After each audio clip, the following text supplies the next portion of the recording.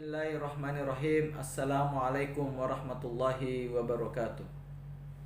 Alhamdulillah rabbil alamin. Nahmaduhu wa nasta'inu wa nastaghfiruhu wa na'udzu billahi min syururi anfusina wa sayyiati a'malina. Asyhadu an la ilaha illallah wahdahu la syarikalah. Asyhadu anna Muhammadan abduhu wa rasuluh. Qala Allah ta'ala fil kitabil karim. A'udzu billahi minasyaitonir rajim. Bismillahirrahmanirrahim. Ya ayyuhalladzina amanu kutiba alaikumus siyam kama kutiba alal ladzina min qablikum la'allakum tattaqun. Alhamdulillah, puji syukur kita panjatkan kehadirat Allah Subhanahu wa taala atas limpahan rahmat dan karunia-Nya. Pada saat yang berbahagia ini kita masih dapat melaksanakan ibadah puasa, ibadah siam di bulan suci Ramadan 1441 Hijriah. Salam beserta selawat kita kirimkan kepada baginda Rasulullah sallallahu alaihi wasallam, contoh dan teladan bagi kita semua dan seluruh umat manusia. Tidak ada yang dapat kita contohi selain daripada Rasulullah sallallahu alaihi wasallam. Alhamdulillah, yang Ustadz banggakan dan Ustadz hormati ananda sekalian, santriwati SMP Islam Integral Luqman Al-Hakim dimanapun antum berada. Ustadz doakan semoga ananda sekalian selalu dalam lindungan Allah Subhanahu wa taala dan terus diberikan kekuatan kesehatan untuk bisa melaksanakan ibadah puasa di bulan suci Ramadan tahun ini. Walaupun kondisi saat sekarang ini yaitu kondisi di mana wabah virus COVID-19 menyerang dunia dan juga khususnya kita yang di Indonesia, sehingga aktivitas dan kegiatan kita semuanya dihentikan secara bertahap untuk sementara waktu, dan semua kegiatan kita kembalikan kepada di rumah masing-masing.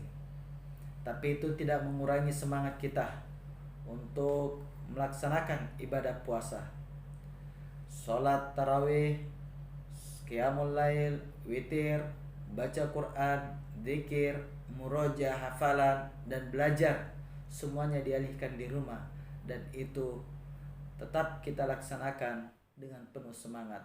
Dan insya Allah dengan cara seperti itu kita bisa mendapatkan ilmu ya, dan kita bisa mendapatkan hikmah dari kegiatan-kegiatan yang kita lakukan di rumah.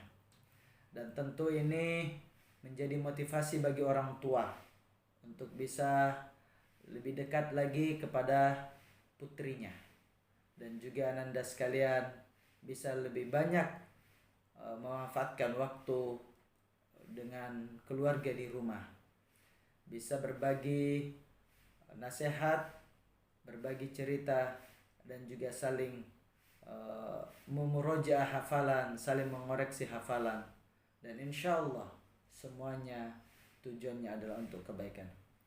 Baik ananda sekalian yang berbahagia, yang biasa tahun sebelumnya kita mengadakan pesantren Ramadan khusus untuk Ramadan, itu biasa kita lakukan di sekolah. Dan pada tahun ini karena kondisi tidak memungkinkan, maka pesantren Ramadan kita adakan di rumah masing-masing, tapi tidak mengurangi nilai-nilai yang ada di dalam materi-materi pesantren Ramadan. Alhamdulillah ananda sekalian yang berbahagia, Ustadz pada kesempatan tahun ini mendapatkan amanah tema yaitu keutamaan bulan Ramadan. Tema ini adalah tema yang sangat bagus sekali untuk kita simak bersama, bahwa keutamaan bulan Ramadan itu sangat banyak sekali. Sebagaimana di awal tadi Ustadz sampaikan melalui firman Allah Subhanahu wa taala di surat Al-Baqarah ayat 183. Yang A'udzu billahi minasyaitonir rajim. Bismillahirrahmanirrahim. Ya ayyuhalladzina amanu kutiba alaikumus siyam kama kutiba alal ladzina min qablikum la'allakum tattaqun. Ya, artinya, hai orang-orang yang beriman, diwajibkan atas kamu berpuasa sebagaimana diwajibkan atas orang-orang sebelum kamu agar kamu bertakwa. Di sini ada harfun nida, ya ayyuhalladzina amanu. Dalam bahasa Arab harfun nida ini adalah dia berkedudukan sebagai harf, yaitu kata panggil yang dipanggil oleh Allah Subhanahu wa taala, yaitu ya ayyuhalladzina amanu, wahai orang-orang yang beriman. Di dalam Al-Quran juga banyak kata-kata panggilan ya. Dan juga tapi di surat Al-Baqarah ini dikhususkan untuk memanggil orang-orang yang beriman, bukan ya ayyuhan nas. Kalau nasihat takwa itu biasa kita dengar atau biasa kita baca atau kita tahu dalam Al-Quran, ya ayyuhan nas ittaqullah haqqa tuqatih, wahai manusia bertakwalah kepada Allah. Tapi di sini Allah memanggil khusus kepada orang-orang yang beriman. Ya ayyuhalladzina amanu kutiba alaikumusiyam, diwajibkan atas kamu berpuasa. Kama kutiba alal ladzina min qablikum, sebagaimana telah diwajibkan juga atas orang-orang sebelum kita. Orang-orang terdahulu juga diwajibkan berpuasa. Tujuannya apa? Di dalam Al-Quran ini, di surat Al-Baqarah ini, tujuannya adalah la'allakum tattaqun, agar kita bertakwa.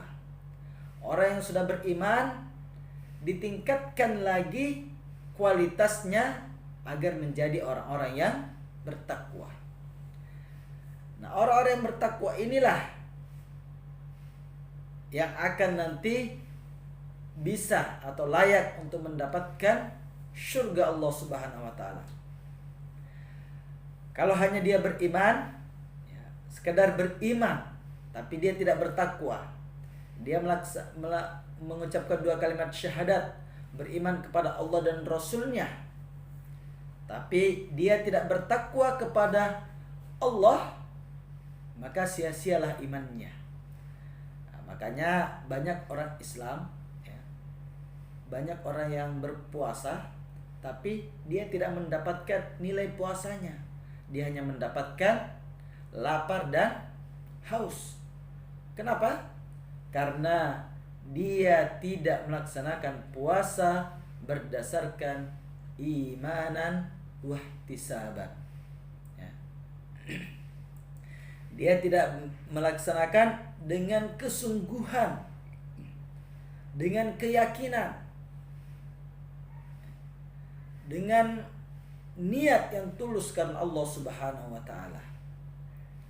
Sehingga dia hanya mendapatkan lapar dan haus. Nah, Anda sekalian yang berbahagia, tujuan kita melaksanakan ibadah puasa ini adalah menjadi orang-orang yang bertakwa.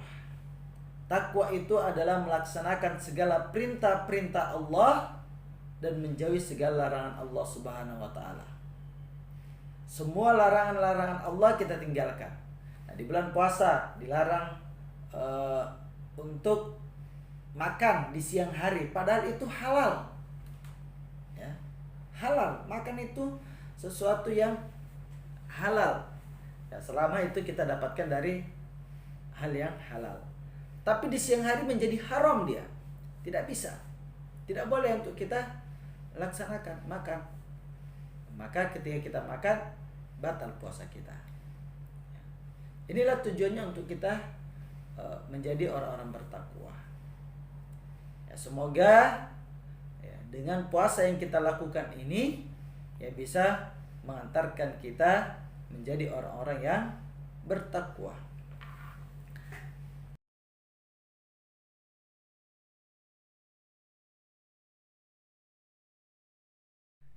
Selanjutnya adalah kita mencoba untuk ya kembali mengingat-ingat pelajaran kita. Definisi puasa. Ya. Menurut bahasa, puasa itu adalah asyam. Ya. Artinya adalah menahan. Nah, menurut istilah ya, puasa itu atau siam itu adalah menahan diri dari hal-hal yang membatalkan puasa. Dari terbitnya fajar sampai terbenamnya matahari. Nah, jadi siam itu artinya menahan, ya, menurut bahasa, dan sedangkan menurut istilah asyam yaitu menahan diri kita, menahan hawa nafsu kita dari segala hal yang bisa membatalkan puasa kita. Apa saja? Makan, minum, ya, yang suami istri ketika di siang hari. Makan dan minumnya ini adalah ketika siang hari. Kalau malam nggak apa-apa, ya Anda sekalian. Tapi kalau siang nggak boleh. Ya. Nah, menahan diri dari hal-hal yang bisa membatalkan puasa kita, sehingga, ya, mulai dari terbitnya fajar sampai terbenamnya matahari, sampai pada waktunya kita untuk berbuka puasa. Termasuk menahan lisan kita dari perkataan-perkataan yang tidak baik, menahan mata kita dari pandangan-pandangan yang tidak baik, menahan pikiran kita dari pikiran-pikiran yang tidak baik, telinga kita, semuanya kita tahan, ya. Mulai dari terbitnya fajar sampai terbenamnya matahari. Yang menjadi pertanyaan adalah, apakah setelah terbenamnya fajar itu boleh kita lakukan semua? Ya, tentu ada yang boleh kita lakukan, ada yang tidak boleh kita lakukan. Yang boleh kita lakukan adalah makan, minum, ya, yang kalau sudah kita membatalkan puasa. Tapi yang namanya lisan, berkata yang tidak baik, mendengarkan yang tidak baik, melihat yang tidak baik, ini tetap harus ditahan. Tidak boleh kita mentang-mentang sudah buka puasa, boleh kita bercaru. Nggak boleh Anda sekalian. Mentang-mentang sudah buka puasa, boleh kita ngelihat sembarangan. Nggak boleh. Tetap harus kita tahan. Kita harus mengendalikan hawa nafsu kita, ya. Inilah definisi puasa. Asyam itu artinya menurut bahasa adalah menahan. Menurut istilah adalah menahan diri dari hal-hal yang membatalkan puasa kita, mulai dari terbitnya fajar sampai terbenamnya matahari. Itulah definisi puasa.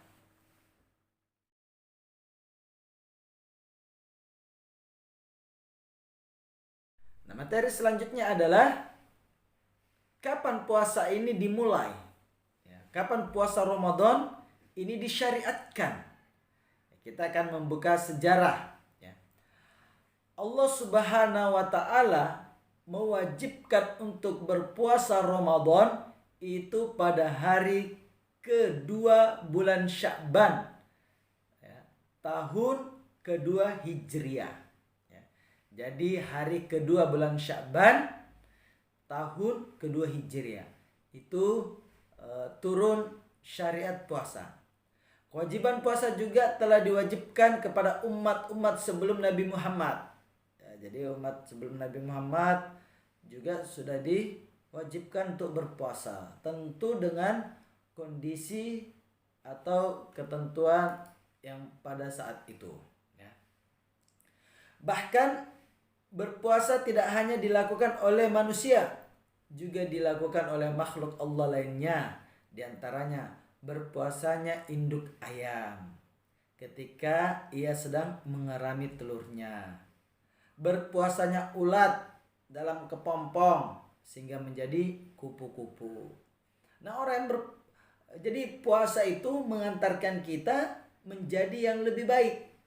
Nah, kayak tadi ulat misalnya. Ulat itu kan kalau kita lihat tuh jijik, ya. Tapi setelah dia berpuasa dalam kepompong, lalu dia menjadi kupu-kupu yang indah dan cantik, ya. Indah dan cantik. Dan banyak lagi binatang-binatang lainnya juga, atau makhluk-makhluk Allah lainnya juga berpuasa. Nah, jadi kapan disyariatkannya puasa? Ya, disyariatkannya puasa Ramadan itu pada hari kedua di bulan Sya'ban pada tahun kedua Hijriah. Tahun kedua Hijriah itu adalah tahun di mana Rasulullah setelah hijrah dari Mekah menuju ke Madinah. Ya. Dan itu di tahun yang kedua baru turunlah syariat puasa Ramadan ini. Dan itu syariat turunnya di bulan Sya'ban, tapi puasanya tetap di bulan suci Ramadan. Nah, Nanda sekalian yang berbahagia, sekarang kita masuk kepada keutamaan puasa melalui hadis. Keutamaan puasa melalui hadis-hadis Rasulullah SAW. Hadis yang pertama yang diriwayatkan oleh Muslim dari Abu Hurairah radhiyallahu an, Rasulullah SAW bersabda, apabila datang bulan Ramadan, maka dibukalah pintu-pintu surga dan ditutup pintu-pintu neraka serta setan-setan terbelenggu. Nah, Nanda sekalian, bersyukur kita bisa melaksanakan ibadah puasa di bulan Ramadan ini. Ya, di antara keutamaannya adalah Allah membuka selebar-lebarnya pintu-pintu surga dan ditutup serapat-rapatnya pintu neraka. Dan setan-setan itu dibelenggu oleh Allah Subhanahu wa taala. Nah, pertanyaannya, kenapa kok masih banyak orang yang tidak berpuasa? Atau kenapa kok masih ada orang yang berpuasa tapi masih melakukan perbuatan-perbuatan keji? Ya. Nah, sesungguhnya puasa itu sebelum masuk bulan Ramadan itu memang sudah harus kita latih sebelum kita bertarung di bulan suci Ramadan ini. Nah, sebagaimana ananda sekalian sudah membiasakan diri ketika berada di pondok, itu adalah puasa sunnah Senin Kamis. Ya. Menjaga lisan untuk tidak berkata yang tidak baik, menjaga pendengaran, ya, menjaga pikiran kita. Ya, ananda sekalian selama di pondok terbiasa lisannya ya membaca Al-Quran, terbiasa dengan perkataan-perkataan yang baik, ya. Maka itu menjadi karakter. Tapi orang yang tidak terbiasa, ya, walaupun setan sudah dibelenggu, tapi kebiasaan-kebiasaan di luar Ramadan dia selalu melakukan kegiatan-kegiatan atau melakukan hal-hal yang tidak baik, hal-hal yang dilarang oleh Allah Subhanahu wa taala. Nah, ketika masuk di bulan Ramadan, dia tetap melakukan hal-hal seperti itu. Berarti itu sudah menjadi karakter di dalam dirinya. Nah, bersyukur ananda sekalian, ya, ketika berada di pondok kita bentuk karakter antum menjadi karakter-karakter yang baik. Nah, hadis yang kedua adalah dari Abu Hurairah radhiyallahu an, ya, yang diriwayatkan juga oleh Bukhari. Ya. Puasa itu adalah perisai. Apabila salah seorang dari kalian berpuasa, maka hendaklah dia tidak berbuat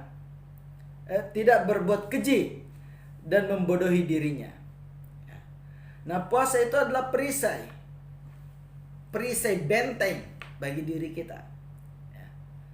Agar apa? Agar kita tidak berbuat keji dan membodohi diri kita. Nah, kalau kita berpuasa, betul-betul berpuasa karena iman, man shoma ramadanan imanan wa ihtisaban, karena keimanan, maka ghufirallahu ma taqaddama min dzambi, maka akan diampuni dosa-dosanya yang telah lalu. Nah, puasa itu juga menjadi benteng bagi diri kita, benteng ketahanan tubuh kita, ketahanan diri kita, sehingga kita terhindar dari perbuatan-perbuatan keji, perbuatan-perbuatan yang dilarang oleh Allah Subhanahu wa taala. Nah, ini menjadi kekuatan kita ananda sekalian. Keutamaan selanjutnya, hadis Rasulullah SAW dari Abu Umamah radhiyallahu an, ia menceritakan, aku pernah mendatangi Rasulullah seraya bertanya, perintahkan kepadaku suatu amalan yang dapat memasukkan aku ke surga.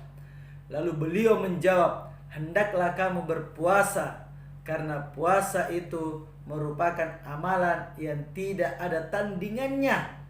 Kemudian aku mendatangi beliau untuk kedua kalinya, dan beliau berkata dengan nasihat yang sama. Ini keutamaannya lagi. Disuruh kita untuk selalu berpuasa Karena amalan puasa itu atau amalan puasa itu dapat memasukkan kita ke dalam surga. Karena amalan puasa itu tidak ada tandingannya, kata Rasulullah. Tidak ada tandingannya. Maka kita bersungguh-sungguh ananda sekalian untuk melaksanakan ibadah puasa di bulan Ramadan. Berikutnya dari Sahal bin Sa'ad, ia berkata bahwa Rasulullah SAW bersabda, sesungguhnya surga itu mempunyai satu pintu yang disebut Babur Rayyan. Pada hari kiamat nanti pintu tersebut akan bertanya, di mana orang-orang yang berpuasa? Apabila yang terakhir dari mereka telah masuk, maka pintu itu pun akan tertutup.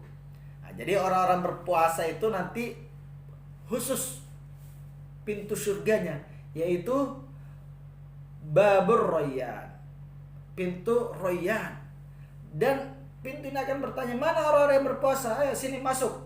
Ini pintunya khusus orang-orang yang berpuasa. Sampai pintu itu akan tertutup ketika semua orang-orang yang berpuasa telah masuk ke dalamnya. Biasa ini ananda sekalian. Ya, termasuk puasa sunnah yang antum selalu lakukan di pondok. Ya, puasa sunnah Senin Kamis. Ya, akan masuk ke dalam pintu tersebut. Nah, keutamaan yang lainnya lagi dari hadis Rasulullah SAW. Ya, dari Sa'ad Al-Khudri radhiyallahu anhu berkata, Rasulullah SAW bersabda, tidaklah seorang hamba berpuasa pada suatu hari di jalan Allah, melainkan dengan hari itu Allah akan menjauhkan api neraka dari wajahnya selama 70 musim. 70 musim. Ini bukan 70 tahun Anda sekarang, tapi 70 musim. Jadi api neraka itu dijauhkan dari wajahnya selama 70 musim. Ya. Ini luar biasa, ini keutamaan-keutamaan puasa. Ya. Rugi kita kalau kita tidak tergiur dengan kenikmatan bulan puasa. Keutamaan yang terakhir ya, dari hadis Rasulullah SAW. Ya, dari Abdullah bin Amr bin As, ia berkata, Rasulullah SAW bersabda, puasa dan membaca Al-Quran akan memberikan syafaat bagi seorang hamba pada hari kiamat. Hadis riwayat Ahmad. Ya. Jadi puasa dan baca Quran akan memberikan syafaat di akhirat kelak nanti kepada orang yang melaksanakannya. Nah, Anda sekalian yang dirahmati Allah Subhanahu wa taala. Kesempatan tahun ini dalam kondisi yang seperti ini, Allah masih memberikan kita kekuatan, kesempatan untuk melaksanakan dan mencicipi ibadah puasa di bulan suci Ramadan. Maka jangan sia-siakan kesempatan yang berbahagia ini Anda sekalian. Kita manfaatkan dengan baik kondisi yang seperti ini agar Allah berikan keberkahan dalam hidup kita. Ananda yang ada di rumah, yang dengan keluarga, insya Allah akan turunkan keberkahan-keberkahan. Dan yang paling utamanya lagi di bulan suci Ramadan ini ada di 10 terakhir Ramadan. Di dalam Al-Quran Allah berfirman, yang sama-sama kita sudah hafal suratnya, itu surat Al-Qadar. Inna anzalnahu fi lailatul qadar. Wa ma adraka ma lailatul qadar. Lailatul qadri khairum min alfi syahr. Ya, bahwa malam Lailatul Qadar itu adalah malam yang lebih baik daripada 1000 bulan. Nah, 1000 bulan itu kalau dihitung-hitung sekitar 80 tahun. Ini sekarang umat manusia ini, umat Nabi Muhammad ini hanya 60 tahun. Nah, siapa yang mendapati di bulan Ramadan pada malam Lailatul Qadar itu khairun min alfi syahr. Lebih baik daripada 1000 bulan. Maka Anda sekalian kita manfaatkan di malam-malam Ramadan kita untuk terus beribadah, qiyamul lail, salat tarawih, witir, berzikir, baca Quran. Ketika di malam itu kita melakukan ibadah-ibadah, amalan-amalan, maka insya Allah kita akan mendapatkan yang namanya Lailatul Qadar, yang dimana Lailatul Qadar itu adalah khairum min alfi syahr, yang lebih baik daripada 1000 bulan. Inilah keutamaan dan kemuliaan bulan suci Ramadan. Jangan sampai kita sia-siakan ananda sekalian. Kita di rumah terus bersungguh-sungguh, bermujahadah semaksimal mungkin bersama keluarga kita, saudara-saudara kita, orang tua kita, ayah ibu kita.